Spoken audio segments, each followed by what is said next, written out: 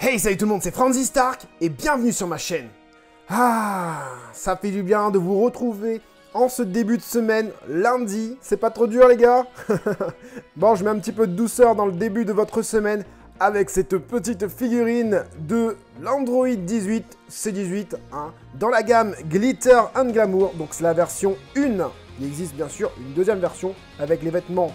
Au lieu de bleu, bah c'est vert, un peu vert-bleu quoi. La figurine mesure environ 25 cm. Elle est sortie en juillet 2018 dans une pose plutôt badass. Hein. La belle gosse est en mode sexy, avec les cheveux au vent et son regard ravageur sur le côté.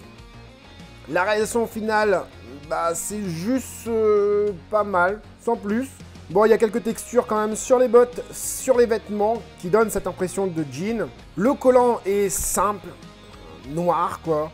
La ceinture, par contre, est complètement bâclée. Ça, c'est vraiment un très mauvais point. Son haut déchiré au niveau de la poitrine. On peut dire que l'idée est plutôt cool, hein. Moi j'aime bien en tout cas. Mais malheureusement, ça fait un peu pâté à la réalisation. Les épaules nues sont plaisants à voir, ainsi que le regard déstabilisant de la belle, à la fois sexy mais badass quand on la positionne bien. Les cheveux sont plutôt bien réalisés, hein, les mèches sont plutôt bien faites, pas trop de jointures sur le crâne. On sent même une légère brise qui vient relever quelques mèches. Le gros point négatif, et vous allez me dire, bon, il y en a quand même déjà pas mal avant, et ben ce sont les couleurs, hein, les teintes utilisées, donc déjà dans le choix des teintes, et le fait qu'il n'y ait aucun dégradé, pas d'ombrage, et ça c'est dommage, car ça ne sublime pas du tout le sculpte, sans parler des bavures ici et là des vêtements.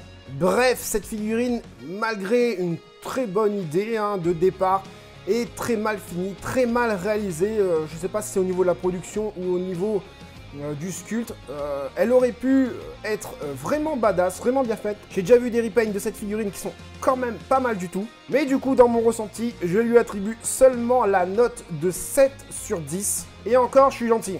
Voilà les amis, bah, j'espère que cette petite review du jour vous aura fait plaisir. J'espère vous avoir aidé, vous les collectionneurs, à faire votre choix. Bon courage pour cette toute nouvelle semaine. On se dit à demain pour une toute nouvelle review. C'était Franzy Stark, à la prochaine!